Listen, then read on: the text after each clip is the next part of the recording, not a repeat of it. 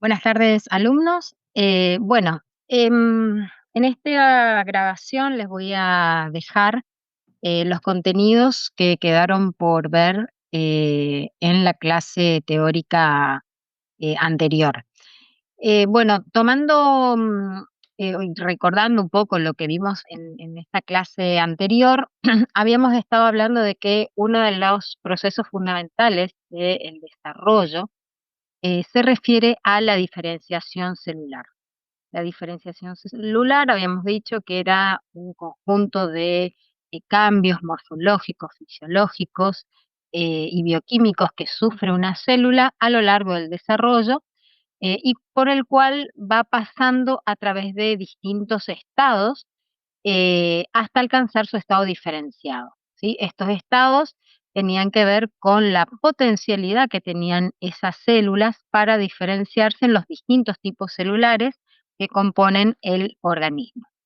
Entonces, de esta manera reconocíamos que las células podían estar o corresponderse con un estado totipotente, si era capaz de, digamos, originar cualquier o todos los tipos celulares de un embrión, y para el caso de algunos grupos, tanto las estructuras embrionarias como extraembrionarias. Y luego, a medida que avanzaba el desarrollo, esta célula iba perdiendo potencialidad y iba a ir tomando distintas denominaciones. Pluripotente, que son aquellas que pueden dar derivados de cualquiera de las hojas embrionarias, o multipotentes, aquellas que solamente podían dar derivados de una sola hoja embrionaria. Hasta el estado diferenciado o unipotente, donde las células solamente pueden dar células de su mismo tipo. Esta pérdida de potencialidad celular, habíamos visto que estaba íntimamente relacionado con una restricción de la potencialidad nuclear, ¿sí? Tomando ese concepto de referencia que decía que todas las células diferenciadas de un organismo son equivalentes genómicamente. La diferenciación celular en términos moleculares se explica por una pérdida o una restricción de la potencialidad nuclear a lo largo de la diferenciación celular. Por lo tanto, desde un estado de totipotencialidad nuclear, pasamos a un estado de expresión genética diferencial, donde hemos visto que cada linaje celular va a expresar un tipo particular de gen. Durante este proceso de diferenciación celular, habíamos visto que la célula iba a ir pasando por distintos estados de diferenciación.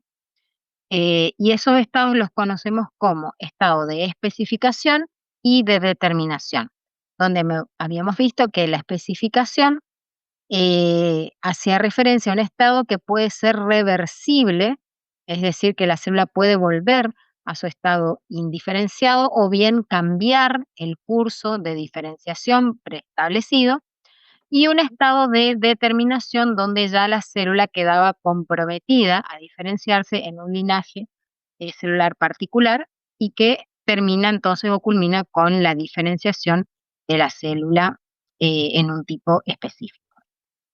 Ahora bien, durante el desarrollo vamos a ver que según los modelos también de desarrollo embrionario, estos estados de especificación y determinación pueden ser variables y explican los modelos de desarrollo en los distintos grupos animales. Estos modelos de desarrollo ustedes seguramente ya los habrán oído mencionar, que son un tipo de desarrollo regulado o en mosaico.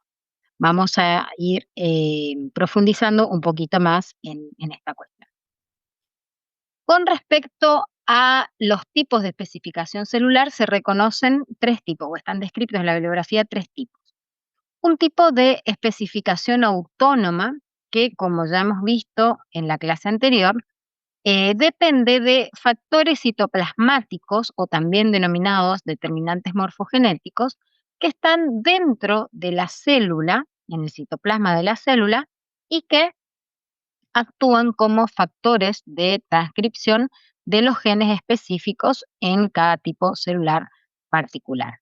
Pero también habíamos visto que durante las etapas tempranas del desarrollo, estos determinantes citoplasmáticos que se ubican en sitios específicos del citoplasma del ovocito, luego del cigoto, pueden segregarse de manera diferencial en las células hijas. Y eso determina, por ejemplo, ese modelo de división asimétrico donde una célula A se diferencia en dos células hijas B y C, que son diferentes entre sí y también diferentes a la célula madre. Entonces, esa distribución desigual de los determinantes citoplasmáticos hace que las células tempranamente en el desarrollo, desde las primeras segmentaciones del embrión, ya adquieran un destino celular particular. Y esto es lo que se denomina especificación autónoma. ¿Por qué autónoma? Justamente porque autónomamente, sin depender de otro tipo de mecanismo, las células tienen la capacidad de diferenciarse en tipos celulares específicos del embrión. Este tipo de desarrollo o este tipo de especificación se ve en el desarrollo en mosaico, en aquellos organismos animales que tienen desarrollo en mosaico, como por ejemplo muchos invertebrados, moluscos, anellos y nemátodos. ¿Qué significa esto? Que la determinación, retomando este concepto que vimos en la filmina anterior, la determinación de las células se realiza tempranamente en el embrión desde las etapas de segmentación. Por lo tanto, si, como muestra acá la figura, si experimentalmente se aíslan estas blastómeras tempranas que ya están especificadas autónomamente por la presencia de ciertos determinantes citoplasmáticos, solamente, fíjense acá la línea, solamente van a poder dar ese tipo celular para el cual estuvieron especificadas, ¿sí? Em, y que por lo tanto cada célula particular ya va a estar determinada desde etapas tempranas del desarrollo para constituir un tipo celular particular del embrión. Un modelo o un tipo de, perdón, otro ejemplo que vemos acá en esta filmina les muestra esto que les estoy comentando. ¿Qué tenemos acá en esta parte de la imagen que estoy señalando? Tenemos un cigoto donde tenemos diferenciado con distintos colores la posición que tienen los determinantes citoplasmáticos en el citoplasma del cigoto. Esto determina que cuando se produce, fíjense, la segmentación de las blastómeras, fíjense también por los colores, cada blastómera hereda distintos determinantes citoplasmáticos que van a condicionar su derivación o la derivación de los linajes celulares y que, digamos, de forma normal van a dar todas las estructuras características del embrión. Acá tenemos en la otra imagen, ¿qué pasa si experimentalmente se aíslan cada una de estas blastómeras?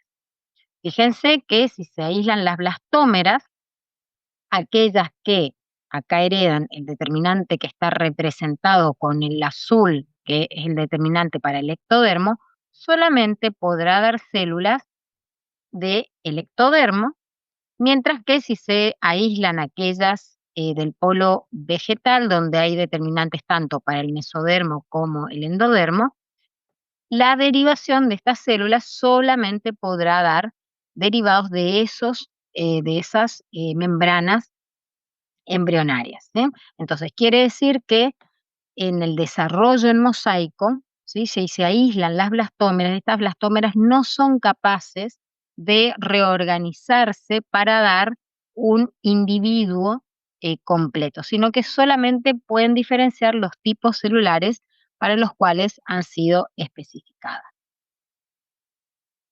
Otro tipo de especificación que es característico de los insectos es lo que se llama especificación sincitial.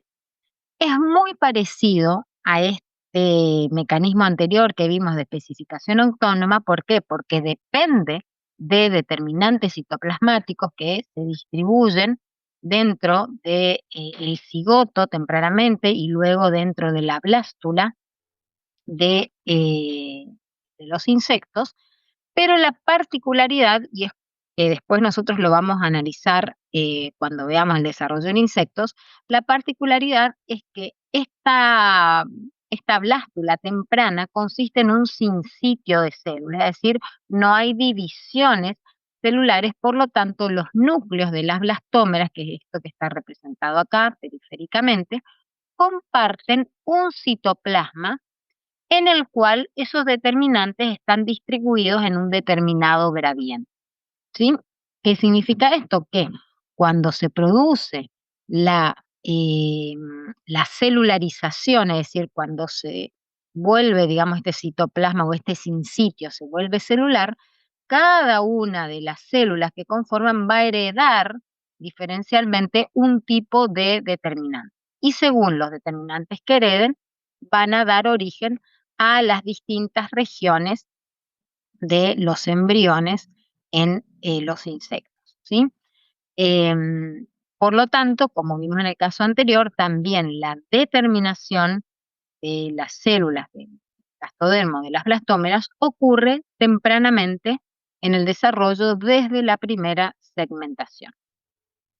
Y por lo tanto, esto significa que las células, volviendo al concepto de potencialidad, tanto en la especificación sincitial como en la especificación autónoma, las células pierden totipotencialidad desde la primera segmentación. Esto se diferencia del modelo de especificación condicional, que es característico de los organismos que tienen un modelo de desarrollo regulado, donde las células, fíjense acá los dibujos, acuérdense que yo les dije que los colores acá son significativos porque están representando una característica. Acá tenemos un embrión eh, de 4 blastómeras de erizo de mar. Como vemos acá representado, esas blastómeras están coloreadas con el mismo color. Quiere decir que tienen la misma información a nivel citoplasmático. Y por lo tanto, estas células mantienen la totipotencialidad durante las primeras segmentaciones del embrión.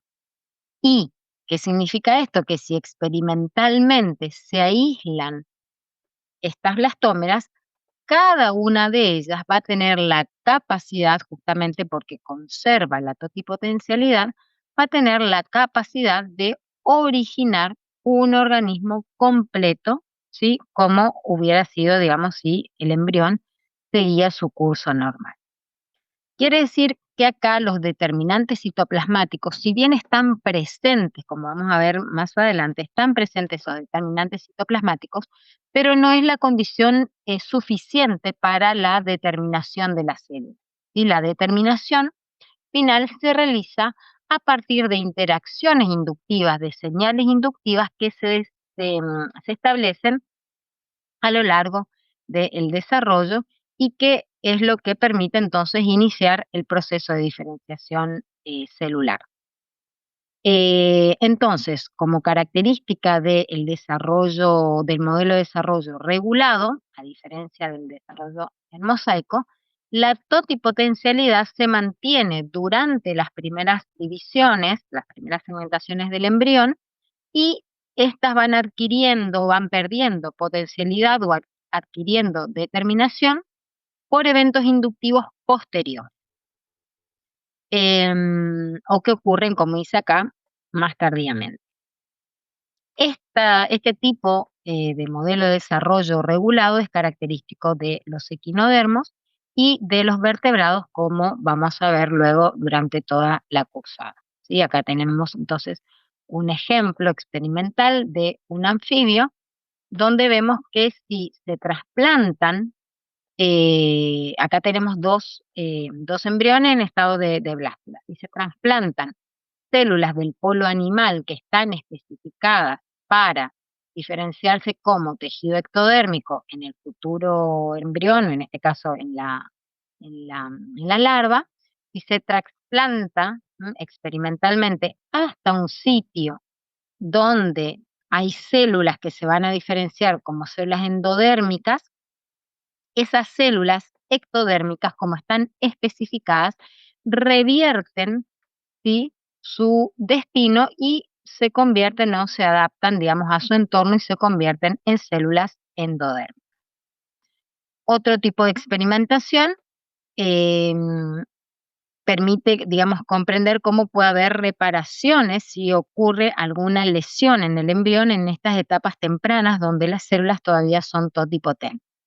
Experimentalmente, acá de nuevo, en una blástula anfibio, se realiza una lesión o se remueven un grupo de células, esas células que quedan, digamos, como son totipotentes, tienen la capacidad de restaurar la parte perdida y así, digamos, desarrollar un embrión completo, como si hubiera seguido su curso normal del desarrollo. Esta capacidad, ¿sí?, que tienen las primeras blastómeras en los vertebrados y por lo tanto mantener la totipotencialidad, es lo que permite en muchos grupos de vertebrados la formación de gemelos monocigóticos. ¿Qué significa esto? Son dos individuos que se forman a partir de un mismo cigoto y que por lo tanto tienen una constitución genética idéntica. ¿Cómo se pueden formar estos gemelos monocigóticos? Bueno, justamente por eventos de separación de estas blastómeras en etapas tempranas del desarrollo. Y según en qué momento se produce esa separación, vamos a tener distintas estructuras, digamos, que componen al embrión, o sea, distintas estructuras extraembrionarias que están asociadas con los embriones. ¿Cuáles son las posibilidades de formación de estos gemelos monocigóticos? Bueno, una puede ser por una separación inicial de las dos primeras blastómeras del embrión, como en este caso, que da como resultado dos blastocistos independientes. Acuérdense que el blastocisto es la blástula característica de los mamíferos, que está constituido por una capa de células trofoblásticas y un macizo celular interno.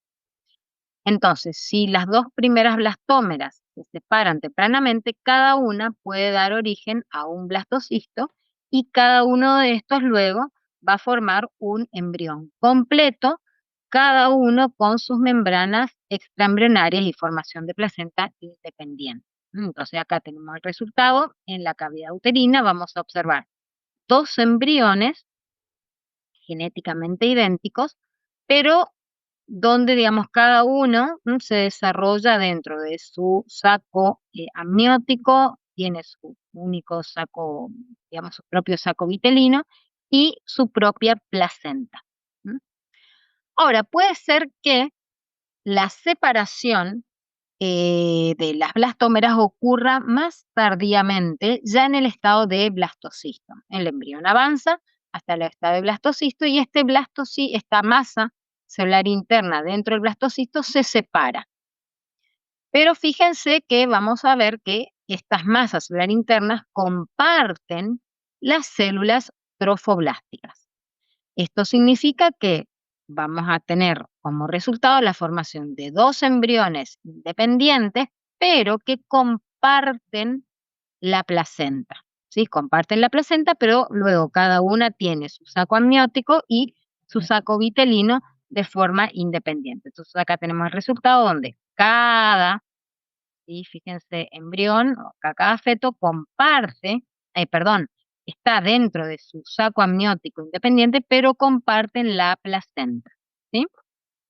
En otros casos, fíjense que la separación puede ocurrir más tardíamente, incluso, y acá tenemos el caso donde los embriones comparten no solamente la placenta, sino que también comparten el saco amniótico, ¿sí? Entonces, eso va a depender, o sea, las características que tienen las estructuras embrionarias y extraembrionarias, y particularmente la placenta en los gemelos monocigóticos, puede ser muy variable de acuerdo entonces al momento en el cual digamos, ocurrió esa separación de las blastómeras. Entonces vamos a tener entonces distintos tipos de estructuras extraembrionarias. Acá, por ejemplo, en esta imagen se ve claramente que tenemos los dos embriones, pero cada uno tiene su saco amniótico independiente y comparten la placenta. Bueno, acá tenemos otra imagen que les representa lo mismo. Acá comparando con los gemelos disigóticos o lo que nosotros comúnmente conocemos como mellizos, cuyo origen es a partir de la fecundación de dos ovocitos distintos, ¿sí? Por lo tanto, los mellizos o los gemelos disigóticos son individuos genéticamente diferentes y que, por supuesto, no van a compartir ninguna estructura extraembrionaria y que incluso pueden ser de sexos distintos. Para el caso de los gemelos monocigóticos, entonces, esa separación de las blastómeras puede ocurrir en distintos momentos del el desarrollo, dando, fíjense, embriones que son dicoriónicos, o sea, porque no comparten las estructuras coriónicas, y diamnióticos porque tampoco comparten el saco amniótico. En el otro caso, donde vimos que se separaba la masa celular interna ya en el estadio de blastocisto, son monocoriónicos, es decir, comparten la estructura coriónica, la estructura placentaria, pero no comparten el amnios, por lo tanto son diamnios. Y en el último caso que vimos, también comparten. La separación ocurre más tardíamente, cuando ya se inició, cuando ya está avanzada la placentación, y por lo tanto comparten tanto la placenta como el saco amniótico, ¿sí? Por lo tanto son monocoriónicos y monoamnióticos. En algunos casos, o sea, la ocurrencia de gemelos, digamos, sucede, digamos, o sea, se ha registrado o se registra para diversos grupos de mamíferos, donde puede haber anomalías justamente en la separación de esas blastómeras, y en estos casos, digamos, conduce a la formación de embriones siameses, ¿sí?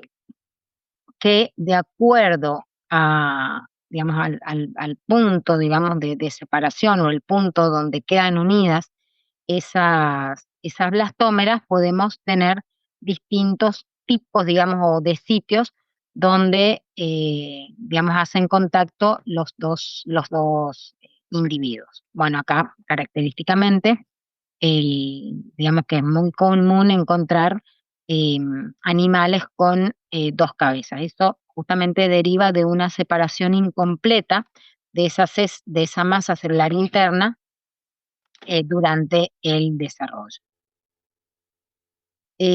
Bueno, ahora bien, si bien esta condición de la formación de gemelos es, digamos, poco frecuente, hay algunos grupos donde la generación de gemelos o de embriones monocigóticos es una regla y es lo que se conoce como la poliembrionía. Este es el caso del armadillo de 9 bandas, que tiene la particularidad de formar, a partir de un solo blastocisto, formar múltiples embriones, lo que se conoce como poliembrionía. Es una estrategia de vida de esta especie, y que, bueno, genera embriones idénticos genéticamente que comparten placenta, ¿sí? Acá en este caso vemos un útero, digamos, con 7 embriones, y donde, digamos, estas líneas que se ven acá son los cordones umbilicales que se unen todos en la misma placenta. Entonces, un caso de poliembrionía en los vertebrados, y que está muy bien documentada, como les dije, en este armadillo de 9 bandas. Ahora bien, también estos casos de poliembrionía se observan en himenópteros parásitos, pero acá ya como una estrategia de parasitismo. En este caso hay una avispa, Copidosoma, que deposita sus huevos en la oruga de Depresaria pastinacea. Em, ese cigoto, digamos, que se deposita dentro de un huevo, eh, comienza a segmentarse dentro de la oruga de la polilla y fíjense acá comienza a formar, ¿sí?, distintas blastómeras y forman lo que se conoce como una polimorula. ¿Qué significa esto? Es decir, cada una de estas celulitas va a originar a una mórula independiente y cada una de ellas va a dar origen a una larva, ¿sí?, o a otros embriones y larvas de la avispa. Entonces, a medida que avanza el desarrollo, se van generando a partir de un solo cigoto un sinnúmero de individuos que parasitan y llenan el cuerpo de la oruga, de la polilla, hasta que terminan obviamente matándola. Ahora vamos a ver otras imágenes. Entonces acá tenemos los estados del desarrollo del embrión de la avispa en etapas tempranas del desarrollo, luego cuando se forman entonces estas polimórulas y cada una entonces de estas mórulas derivadas de un mismo cigoto van a dar origen, fíjense, a más de 1000 embriones dentro del hospedador durante el periodo larval. Esto está eh, estudiado y hay bibliografía al respecto. Ustedes, si les interesa, pueden buscar. Acá tenemos, fíjense, la oruga de la polilla antes de la infestación y fíjense cómo queda la oruga repleta de larvas de la avispa a medida que éstas se desarrollan. Y lo que tienen acá al costado serían los momentos en los cuales entonces ocurren esos eventos. Acá tienen el tiempo en días desde que la avispa deposita el huevo con el ovocito en el hospedador y fíjense cómo entonces en ese transcurso vamos a tener cientos de mórulas, miles, de acuerdo a la profundidad, miles de mórulas que cada una van a dar entonces larvas de la avispa que terminan rellenando, digamos, todo el cuerpo de la larva hasta que terminan por destruir la larva. Pero en este caso, este mecanismo de poliembrionía, basado justamente en este principio de totipotencialidad de las células durante el desarrollo temprano, tiene que ver con una estrategia de parasitismo. Bueno, em, habíamos visto también en la clase pasada habíamos hecho referencia a las células madre y su particularidad o su importancia en la medicina particularmente o para las terapias justamente de algunas enfermedades a partir de células madre. Las células madres conceptualmente son células, como le dice acá, no especializadas, es decir, que están indiferenciadas y que tienen la capacidad de dividirse ilimitadamente y diferenciarse en cualquier otro tipo celular.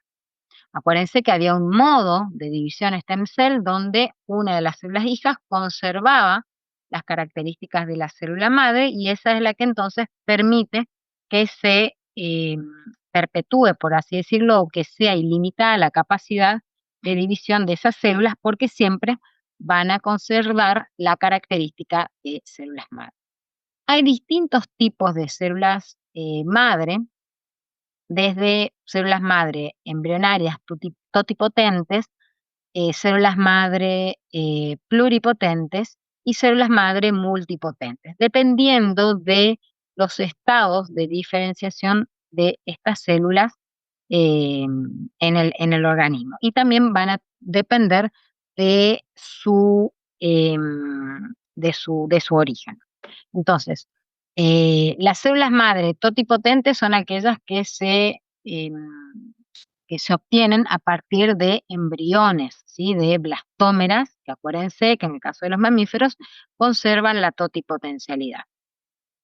Ahora bien, se pueden obtener también células madre pluripotentes, que son aquellas que pueden dar derivados de cualquiera de las tres hojas embrionarias, multipotentes, como en el caso de la línea o de las células madre hematopoyéticas, que van a dar origen a todo el linaje de las células sanguíneas, y también hay células madre que están especializadas en un linaje en particular. Entonces, hay distintos tipos de célula madre y que también se pueden obtener a través de distintos mecanismos.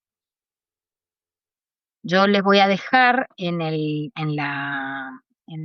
aula virtual un artículo sobre células madre para aquellos a los cuales les interese profundizar un poquito más en este tema.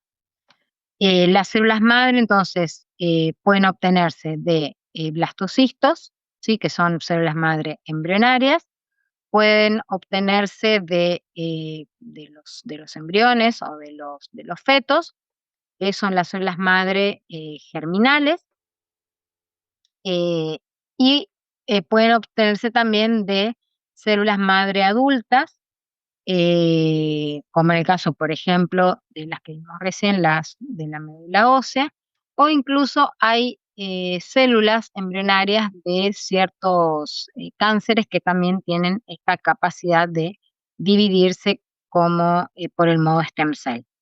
Esto es importante porque estas células madres se obtienen justamente para estudios de la utilidad o la utilización de estas células madres para tratar ciertas enfermedades.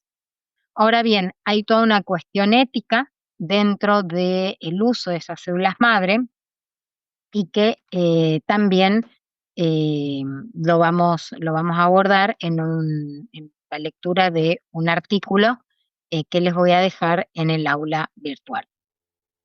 Eh, no voy a profundizar mucho más en estos conceptos, por eso les dejo la bibliografía de referencia, pero acá tenemos el caso de estas células madre pluripotentes, que son células madre, también, las células madre también se conocen como células troncales, por si lo encuentran en la bibliografía con otro nombre, y que en el caso de obtenerse desde de un blastocisto son pluripotentes y por lo tanto pueden dar derivados del ectodermo, del mesodermo o del endodermo. Estas células madre se obtienen en laboratorio eh, a partir de la fertilización de óvulos y espermatozoides para la obtención de los embriones, y luego se cultivan bajo la influencia o inducción de distintos factores que son los que van a ir conduciendo su diferenciación a los tipos celulares específicos que son de interés para el estudio o para una terapia de células madre. Acá de nuevo tienen otra vez para el que le interese profundizar algunos conceptos acerca de estas células madre y las utilidades que tienen en la medicina para la obtención de distintos tipos celulares para el tratamiento de diversas enfermedades.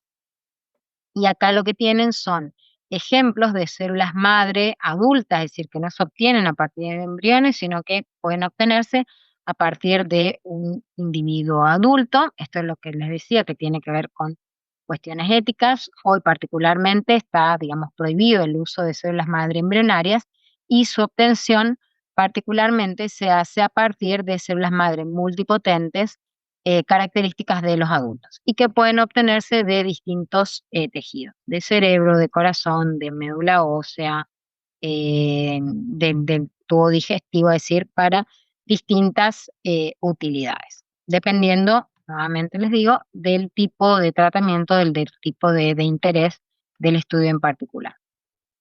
Bueno, y acá tenemos el caso, como les había mencionado anteriormente, de el ejemplo, digamos, característico de las células madre hematopoyéticas, que son multipotenciales y que se encuentran dentro de la médula ósea, y donde esta única célula madre o troncal es capaz de diferenciarse en todos los tipos celulares, todos los tipos celulares de la sangre. Y como vemos acá en esta línea, digamos, que tenemos acá a la derecha, fíjense que acá les muestra el estado de esas células a lo largo de su diferenciación. Entonces, estas células son consideradas como células madre. Luego tenemos las células precursoras, que son aquellas que van a dar origen a un linaje particular, ya sea, por ejemplo, de la eritropoyesis, de la granulopoyesis, de la monocitopoyesis o de la linfopoyesis, ¿sí? O de la trombopoyesis, según sea el caso. Y finalmente, cuando las células alcanzan su diferenciación final, ya hablamos de esas células maduras o células diferenciadas. Y acá también, en esta secuencia, en esta gráfica, podemos ir reconociendo estos conceptos que vimos anteriormente de los cambios morfológicos, fisiológicos y bioquímicos que va sufriendo la célula a medida que sigue el curso de su diferenciación dentro de un linaje particular.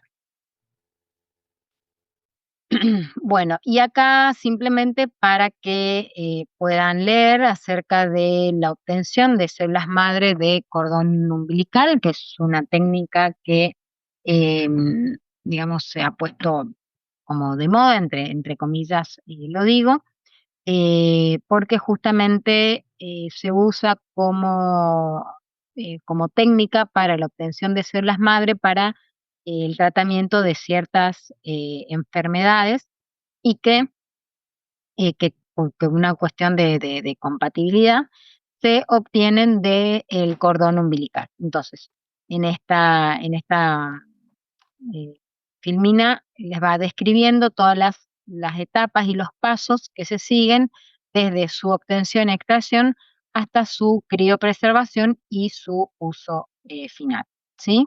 Y acá también algunos conceptos acerca de digamos, de la utilidad, de la aplicación de las células madre obtenidas a partir del cordón umbilical. Entonces, bueno, cerrando estas primeras clases teóricas, algunos conceptos que hemos visto y que son importantes, que ustedes los tienen que tener, como yo les dije en la clase anterior, bien, bien claros, porque son conceptos fundamentales y básicos que les van a permitir a ustedes comprender lo que viene después, digamos, en cuanto a los procesos del desarrollo. Y estos conceptos tienen que ver con la diferenciación celular, el concepto de potencialidad celular, ¿no?, con respecto a estos estados de totipotencialidad, pluripotencialidad, multipotencialidad y unipotencialidad de una célula durante la diferenciación. El concepto de equivalencia genómica y expresión genética diferencial, como fundamento de la diferenciación celular en términos genéticos. Los determinantes citoplasmáticos, que habíamos visto que eran fundamentales para la diferenciación de las primeras blastómeras y ya especificación de los linajes celulares en el embrión. El mecanismo de señalización celular, inducción y transducción de señales, que son fundamentales también para los eventos de diferenciación celular. Los tipos de especificación de las blastómeras durante las primeras etapas del desarrollo, teniendo en consideración el modelo de desarrollo mosaico o regulado, y también este concepto de células madre y su aplicación en la medicina. Así que bueno, estos son los conceptos para cuando ustedes estudien, hagan un repaso, estos son los conceptos clave en los cuales tienen que hacer hincapié y que, como les dije, van a ser conceptos básicos, fundamentales para la comprensión de los temas que vienen a continuación. Así que bueno, con esto terminamos esta parte de la clase y ahora les voy a dejar grabada la siguiente clase teórica.